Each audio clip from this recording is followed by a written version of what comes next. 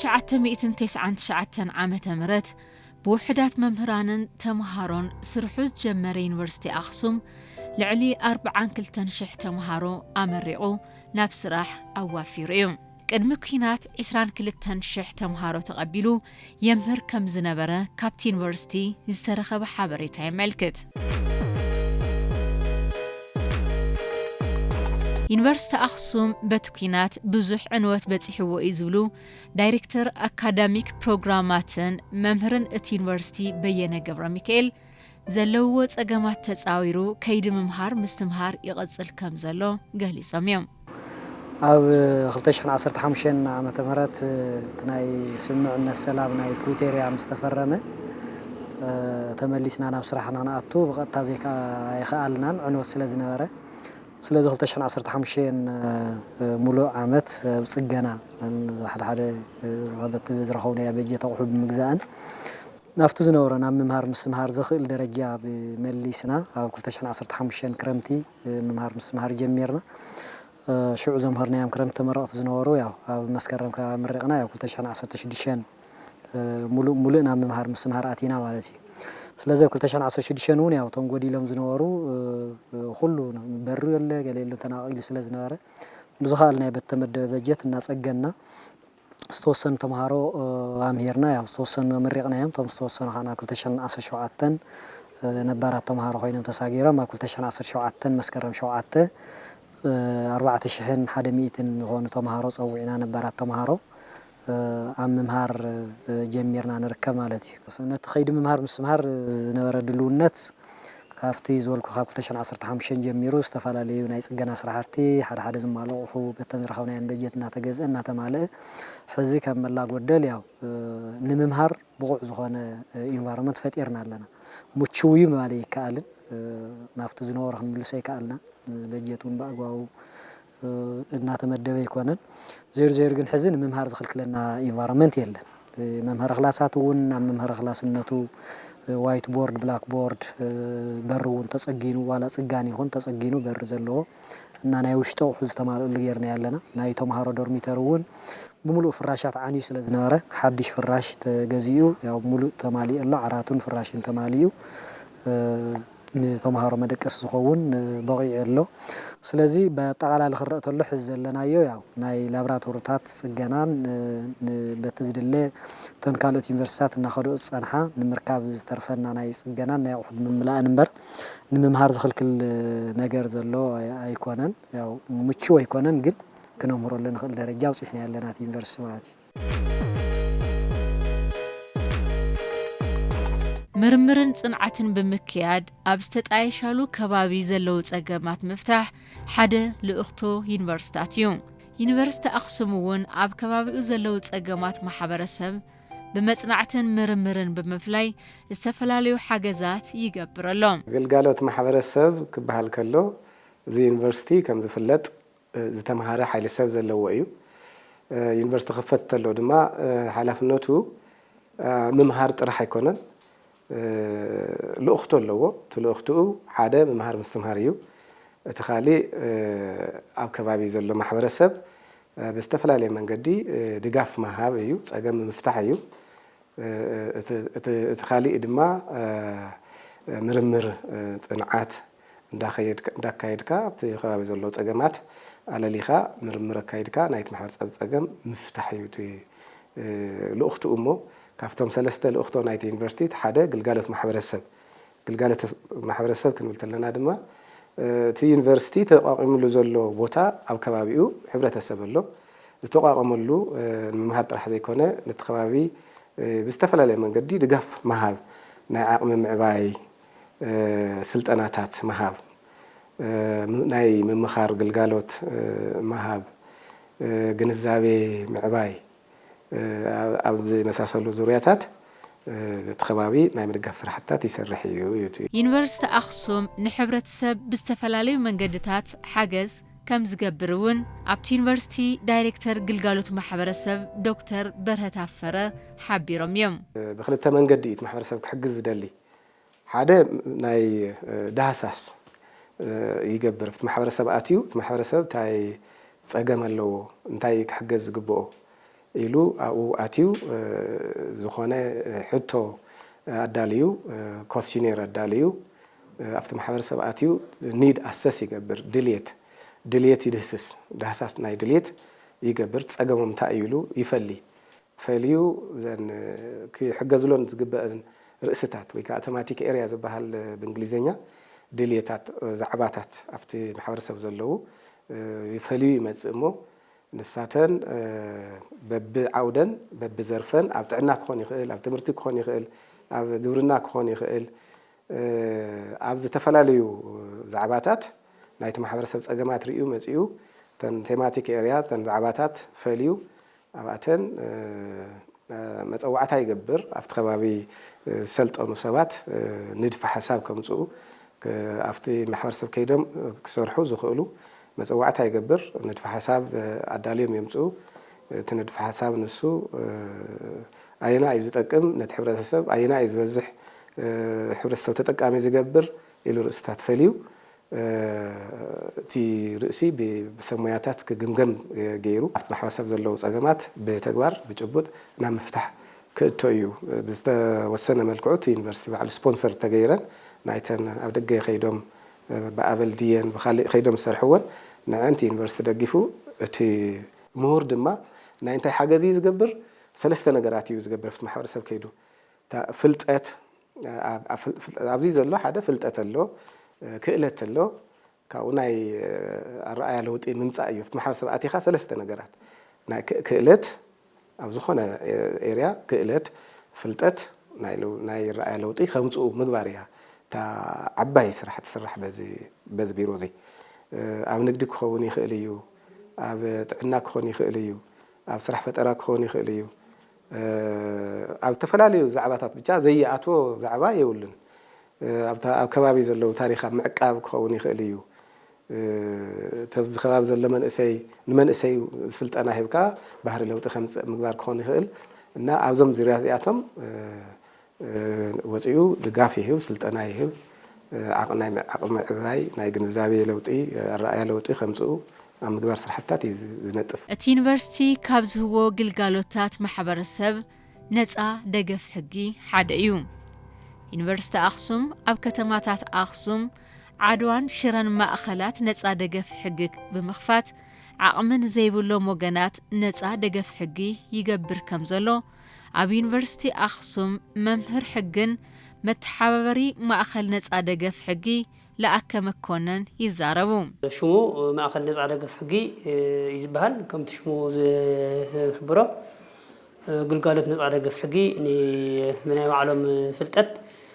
ክካትዑን ዘይኽእሉ መሰሎም ከኽብሩን ዘይኽእሉ ወይ እውን ዓቕሚ ገንዘብ ሃልይዎም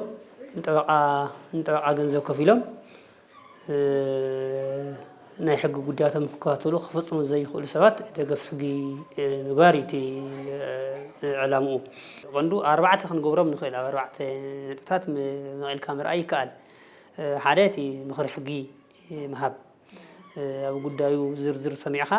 እቲ ከዋፅእ ዝኽእል ኣግባብ ብምኽሪ ብቓል መብዛሕትኡ ግዜ ብቓል እዩ ምኽሪ ዝወሃብ ብቓል ኢና እውን ንህቦ ብቓል ምኽሪ ምሃብ ምናልባት ብፅሑፍ እውን ሓላሓሊፉ ክወሃብ ይኽእል ይኹን ከም ሓሳብ ብተግባር ግን መብዛሕትኡ ብቓል ኢና ምኽሪ ንህብ ዘለና ማለት እዩ እቲ ካልኣይ ናይ ሕጊ ናይ ፅሑፍ ግልጋሎት ምሃብ ማለት እዩ ጉዳይ ሰሚዕኻ እንድሕር ደኣ ክኸስስ ዝደሊ ሰብ እንድሕር ደኣ ኮይኑ ከም ዝኣመሰለ ክሲ ክፅሕፍ ከም ዘለዎ ማኺርካ ግልጋሎት ፅሑፍ ክሲ ትፅሕፈሉ መልሲ ዘድልዮ እንድሕር ደኣ ኮይኑ መልሲ ትፅሕፈሉ ሰበር ዝቐርብ ጥርዓን እንተሃልይዎ ናይ ጥርዓን ሰበር ተቕርበሉ ትፅሕፈሉ ንካልእ ምምሕዳራዊ ጥርዓናት ናብ ዝምልከቶም ናይ መንግስቲ ጉዳያት ይኹን ናብ ናይ ውልቀ ትካላት እውን ክህሉ ይኽእል ጥርዓን እንድሕር ደኣ ዘድልዮ ኮይኑ ጥርዓን ትፅሕፈሉ መልክታት ትፅሕፈሉ ማለት እዩ እቲ ኣሽሙ ሳልሳይ ናይ ጥብቅና ግልጋሎት ምሃብ እዩ ዕብይ ኣብ ዝበሉ ጉዳያት ጠበቓ እንተይሓዘ እንተተኻቲዑ ኣብ ገበን ይኹነ ፍትሐ ብሔር ፍትሒ ክዛባዕ ኣይኽእል እዩ ኢልና ብንኣምነሉ ጉዳያት ግልጋሎት ጥብቅና ንህብ መምህር መዲብና ጥብቅና ግልጋሎት ንኽቦም ንገብር ማለት እዩ እቲ ራብዓይ ክበሃል ዝከኣል ዓቕሚ ምዕባይ ስልጠናታት ምሃብ عريو تجوار زي وعلت وسنة لونا جن دنبي صرح له زقباء أنا عقمي معوي سلطنات ما هابنا فتحي نايم مدار أكلات أو ونيات أو مسلا ونا تحقي حفشوي عقمي معوي سلطنات مهاب يوم تم قلقارتات نولم سرحوتي مالتي نستي عالم مش جبر هيوت مساعدة عبكتما أخصم نابز ركب ما أخل نتصادق في حقي دالين كم زترخبا حبيرنا لناين ناوي يونيفرسيتي أخصم نتصا حقي زمت أخلو أنا بتعمي كويدني على تأيوني زي فلت أجابة 435 جرام ورق سرقة هنيلنا حوارن بسدرانا بزي فلت صمنايو حقي بمسأنا كاود فتح بقى نفتحي تستوقع ديو انت استفعل علي حسب نحجزني لنا أنا حقي يونيفرسيتي أخصم متي أجت أم خوينا نفتحي لمتي تورقت حزية فتحي لمتي تابيلا رئي كاو نتحجز تابيلا مسر أخواتي كاو كل تشجرين جريو تردي أم لينيو تفتح لي تسفى جبر يونيفرسيتي أخصم بقلقالات محبر سباب بيلو زاقيد فتح زجبر اللوم عودتات كم زلون دكتور برهة قاليس أميوم نعم تفعلوا بيت مرتتات بيت قد إمزنور خنتات مخنيات زنبرة سولارات تبلاشيو تسوابيرو زنبرة كاوزي سمياتات كيدوم نعو تأجينهم تبيت مرتي ناي مبرحتي ناي سولار مبرحتي كركب مقبار حدا عبيز تسرح سرح الله بيت مرتتات كالي إدما ناي زن طواري زي بلن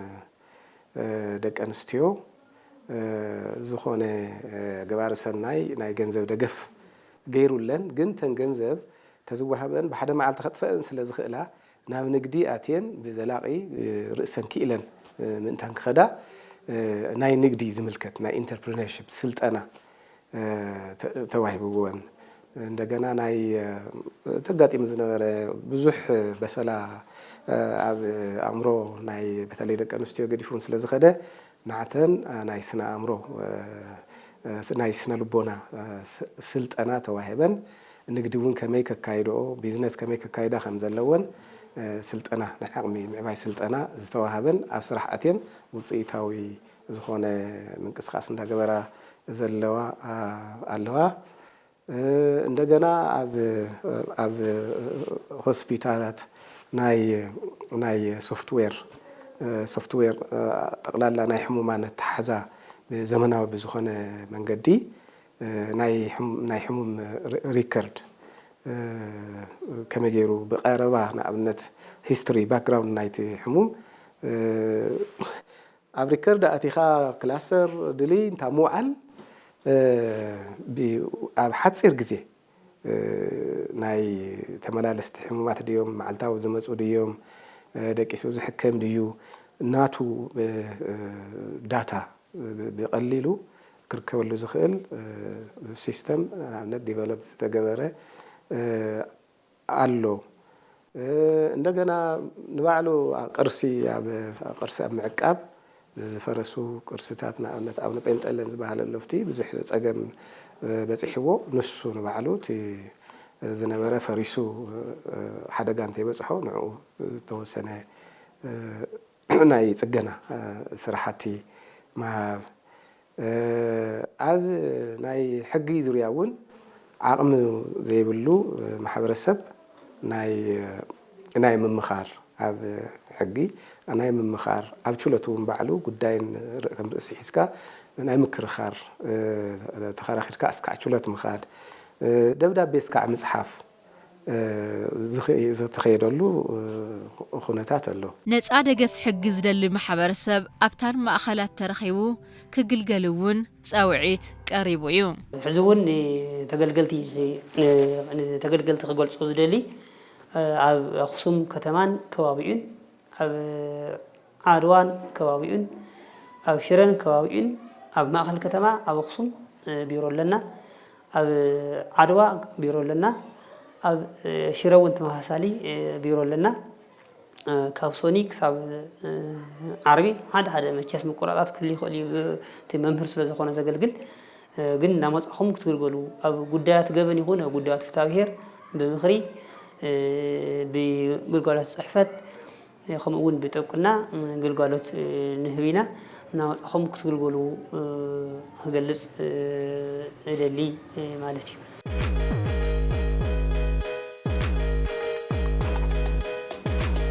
እቲ ዩኒቨርሲቲ ብሙሉእ ዓቕሙ ግልጋሎት ማሕበረሰብ ከይህብ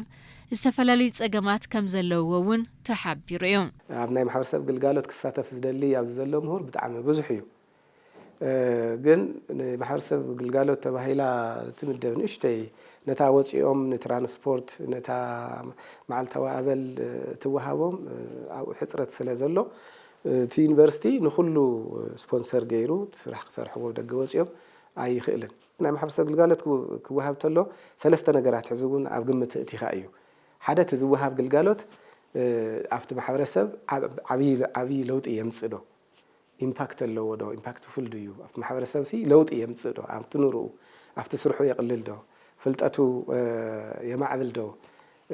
ውፅኢታዊ ድዩ ኢምፓክት ኣለዎ ዶ ኢሉ ይግምግሞ እዩ ካልኣይቲ ባዕሎት ኢምፓክት ድማ ዘላቂ ድዩ ዘላቅነት ኣለዎ ዶ ተሳልሳይ ከም መመዘኒ ረቑሓ ዝገብሮ ድማ ንብዙሕ ማሕበረሰብ ከይጠቅም ዶ ቤኔፊሽሪ እዩ ብዙሕ ድዩ ኢሉ ዚአን ሰለስቲአን መሰረት ገይሩ እዩ እተን ዝመፃ ንድፈ ሓሳባት እተን ዝመፃ ፕሮፖዛላት ሕቶታት መሪፁ እተን ቶፕ 2 ወይ 3 ወይ 4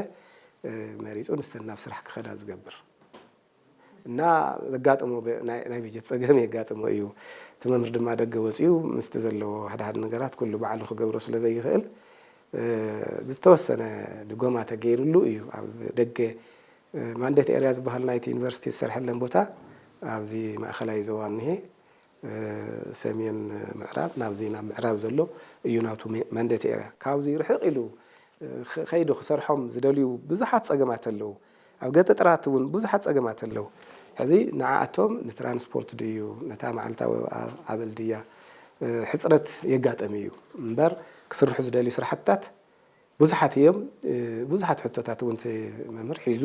ይመፅእ እዩ ብጣዕሚ ዓብዪ ድሌት እዩ ዘለዎንቲ ማሕበረሰብ ከገልግል ትመምህር ዩኒቨርሲቲ ኣክሱም ዘለውዎ ፀገማት ተፈቲሖም ናብቲ ንቡር ዓቕሙ ተመሊሱ ግቡእ ግልጋሎት ንክህብ ዝምልከቶም ኣካላት ሓገዝ ክገብርሉ ፀዊዑ እዩ ኣክሱም ዩኒቨርሲቲ ዘሎ መምህር ብዙሕ እውን እንተይተኸፈሎ ብዙሕ እውን ከይሓተተ እቲ ናይቲ ከባቢ ማሕበረሰብ ክሕግዝ ዘለዎ ድሌት ብጣዕሚ ዝለዓለ ምዃኑ ንሕና ከም ዓብዪ ፀጋ ከም ዓብዪ ዕድል ኢና ንወስዶ እቲ ድሌቱ ኩሉ ወፂኡ ክሰርሖ ዝደሊ ከም ድሌቱ ተንቀሳቂሱ ዝሰርሐሉ ባይታ ተመቻችዩሉ ኣብቲ ማሕበረሰብ እውን ዓብዪ ርኡይ ለውጢ ንኸምፅእ ናይ መንግስቲ ድዩ ኩሉ ኣብ ጎኒ ኮይኑ ድጋፍ ገይሩሉ ኣብቲ ሕብረተሰብ ንርኡ ለውጢ ንኸምፅእ ዓብዪ ተስፋ ዓብዪ ድሌት እውን ስለ ዘለዎ ድጋፍ መንግስቲ ብጣዕሚ የድሊ እዩ የኽብል ዝደሊ በተለይ ፋይናንሻል ዘሎ ፀገም ዓብዪ ደገፍ ተገይሩሉ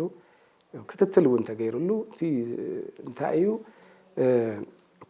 ስቂሎ ከይዱ ሰሪሕ ኢሉ መፂ ሪፖርት ዝገብሮ ኣይኮነን ሞኒተሪንግ ሲስተም ኣሎ ናይ መቆፃፀሪ ሜይል ኣሎ እዩ ተን ዝሰርሐን ስራሕቲ ብኣቴንዳንስ የምፅአን ስእሊ ስኢሉ የምፅአን ቪድዮ ቀሪፅ የምፅአን ኣፍታ ባይታ ከይድካ እውን ተን ስራሕትታት ከይድካ ቼክ ዝግበር ስራሕ እዩ ዝስራሕና ደገፍ ናይ ኩሉ ዝምልከቶ ኣካል ስራሕትታት ክስርሑ ዓብዪ ብዓብዪ ብዝለዓለ መንገዲ ኩነታት ዝጠልብ ስለ ዝኾነ ኣብዚ ኩሉ ክሳተፍ ኣለዎ ሽግር የጋጥምን ይበሃል ሽግር ከጋጥም ተሎ ግን ያው ኢትዮጵያውያን ንፍለጠሉ ተሓባቢርና ኢና ንነብር ብዝብል ኢና ንፍለጥና ብኡ ናፍቲ ንፍለጠሉ ባህሪ ክንምለስ ኣለና እስካብ ሕዚ ዘይተመለሰ ነገር ስለ ንርኢ ንዓኹም ጥራሕ ዘይኮነ ኣብ ዝተፈላለዩ መድረኻት ክንረኸብ ተለና ምስ ናይ ኢትዮጵያ መምህራን ማሕበር ምስ ናይ ኢትዮጵያ ምክክር ኮሚሽን ዝበሃል ኣሎ ምስ ትምህርቲ ሚኒስተር ምስተን ካልኦት ዩኒቨርሲቲታት ክንመኻር ተለና እዚ ሓሳብ እዚ ተደጋጋሚ ነልዕሎ ኢናና ሕዚ እውን ደጊመ ከልዕሎ ዝደሊ እንታይ እዩ ኣብ ትግራይ ዘለዋ ዩኒቨርሲቲታት ፍልይ ብዝበለ ኣብ ተጋጢሙ ዝነበረ ኩናት ዓንየን እየን ዘለዋ ብፍላይ ኣክሱም ዩኒቨርሲቲ ከዓ እንደገና መይሱ ካብተን ኣብ ትግራይ ዘለዋ ከዓ ፍልይ ብዝበለ ዕንወቱ ዕርዩ ክብድ ዝበለ ዕንወት እዩ ኩሉ ዝፈልጠና بزخالوت نيخصم يونيفرس سمارة رح بتاز تو هو توسنت بجيت نا خمرو اللي صار عقم مليس ولا حزون صار عريب لله زي خمزي لنصعر مرارحان يشين تدقيف كايو فطنته عري فتينو نتن كالو تركيو نقدميتون سقمو المنقد عدل كفتر سلازخيل سرع ببجت درجة تاريخيس نحاد زعنو تكال مسكالوت مع بجت يتبجتنيا منياتون دحر عاني خوينو نملس داغ مهنص توايلو زمد بجت منم عالمنا زلو تمكرو نسي زاري داغ مهنصتس كيادلو قدني مالتي ስለዚህ ታዝነበረት መደበኛ በጀት ንዳግመ ህንጸት ክትከውን ስለዚህ ተኽእል بفولي درجة استناسة نفتوز نورا لدرجة زملسلو منجستو ناي داغمة هنصت تخرتيو هفتيو ناي منجست هفتيو ناي حزب ኢትዮጵያ هفتيو ስለዚህ هفتو مخانة ترديو تي منجست أكال زلو توكلتي مغربيت زلو أكالون زتقوامي بيل ليلو عدة غيرو ري تملكيتو تبصيحو زلو ጉድለታት ሪዩ ዳግመ ህንጸት ተኻይዱ ናፍቱ ስሩዕ ዝኾነ ናይ ዩኒቨርሲቲ መምሃር ምስማር ምቹ ኮይኑ ምስተን ካልኦት ንኽቕጽል መንግስቲ ትኹረት ሂቡ ተቋሚ የቤሎ ሃፍቲ የቤሎ ኢሉ ክሪኦ ክምልከቶ ክእል ኣለዎ ባህሊ ካሊ ተን መሓዙት ዝበሃላ ዩኒቨርሲታት እውን ኣክሱም ዩኒቨርሲቲ ድሕሪት ተሪፉን ሰንበይነን ቅድሚት ምኻድ ናይ ዓዲ ተልእኾ ይፍጸም ሓደ ናይ ዓዲ ተልእኾ ፈጻሚ ተቋሚ ስለዚህ ከም ስለዝኾነ ሓውካ በይኑ ተሪፍና ሃሎስ ወይ ሓፍትኻ በይና ተሪፋና ሃሎት ገዲፍካያ ንቅድሚት ክትከተለኻ ሰላም እውን ይበካን ኣምራኻ ስለዚህ ብትግራይ ዘለዋ ዩኒቨርሲታት ናህና ሓት ዩኒቨርሲቲ እየን ስለዚህ ምሳና ማዕረ ማዕረ ክስጉም ኣለዋን ዝብል ብዘለዎን ነገር ድጋፍ ክገብራ ክእል ኣለዎ ቀሊል ንኣብነት 50 ዩኒቨርሲታት ኣለና 4 ናብ ትግራይ ዘለና ስለዚህ 46 ዩኒቨርሲታት ዝኾነ ነገር ንንሽይ ተሓጊዘንስ ነዘን ብትግራይ ዘለዋ ዩኒቨርሲቲ ዓብይ ሓገዝ እዩ ስለዚህ ያለና ምሳኹም መሳርሕቶም ወይና ዝብል ምልክት እውን ይበካ ማለት እዩ ስለዚህ ደን ኢትዮጵያ ዘለዋ ዩኒቨርሲታት ኣብ ትግራይ ዘለና ዩኒቨርሲቲ ዝኾነ ምሳና ማዓራት ከደለኩም ይዘለና ምሳኹም ኣለና ዝብል ድጋፈን ዝተወሰነ ተዝገብራ ያው ነት ንኸደ ዘለና ፍጥነት ክሕግዝ ይኽእል ዝብለለኒ ካልኦት ካብ መላ ኢትዮጵያ ዘለዋ ተቋማት ኣብ ኣክሱም ዩኒቨርሲቲ ዝምሃሩ ናይ ትግራይ ተምሃሮ ጥራሕ ኣይኮነን ካብ ሕዚ ካብ 2016 ጀሚሩ ከም ትቅድም ዝነበረ ካብ ዝተፈላለዩ ጫፍ ሃገር ይዝምደበልና ዘለና ካብ ኩሉ መጽኡ ዝምሃር ተማሃራይ ስለዚህ ኣክሱም ዩኒቨርሲቲ ምቹ ናይ ምምሃር ኢንቫይሮንመንት ተፈጢሮ ለማለት ደቆም ዝምሃሩሉ ስለዚህ 110 120 ሚሊዮን ዘለዋ ዓዲ ኣብ ትግራይ ዘለዋ ዩኒቨርሲቲ ዕንወት ንምምላስ ካብ ሓደ ዜጋ 10 ቅርሺ እውን ኣይትውድእ 10 ቅርሺ ማለት ታክሲ ናይ 1 ኪሎ ሜትር 2 ሜትር ብእግርኻ ከይድካ ኮንትሪቢዩት ትገብራ ትኽእል ነገር ያና ሃፍትና እዩ ዝብል ግንዛቤ ክፍጠር ኣለዎ ባህሊ ዝኾነ ሃፍትና ተቋምና ዝኾነ ጉዳት በፂሕዎ ኣሎ ደቅና እዮም ዝመሃሩሉ ሓትና እዮም ዝመሃሩሉ ስለዚህ ክንሃንጾለና ዝብል ስምዒት ሃገራዊ ስምዒት ዘለዎ ዜጋ መንግስቲ ተላዓይሉ ንመሊስካ ንምህናፅ ተተደሊስ ብዙሕ ገንዘብ ይሓትት ካብ ሕድሕድ ዜጋስ ሓንቲ ቅርሺ ተዋፂኻ ኦልሞስ ብዙሕ ነገር እዩ እንትን ዝገብርና በዚ ደረጃ እዚ ትኹረት ሂቡ ነቲ ተቋም ኣብ ትግራይ ዘለዋ ተቋማት ኢና እውን ኢለን ንኽቕፅላ ንሕና ሕዚ ንፅዕሪና ዘለና ንደክም ኣለና ተቋሚ እዚ ክወድቕ የብሉን ሶ በታ ዝወሃበት ቅርሺ ኣብ ርእሲ ጉድኣትና ኮይና ኣብዚ ደረጃ ይዘውፅሕና ኣለና ሶ መንግስቲ ከዓ ንእሽተይ ደገፍ እንድሕር ገይሩ ብሓንሻዕ ክለዓል ዝኽእለሉ ደረጃ እዩ ዘለና እቲ በዓል ዋና ዝተዝርዮ ባህሊ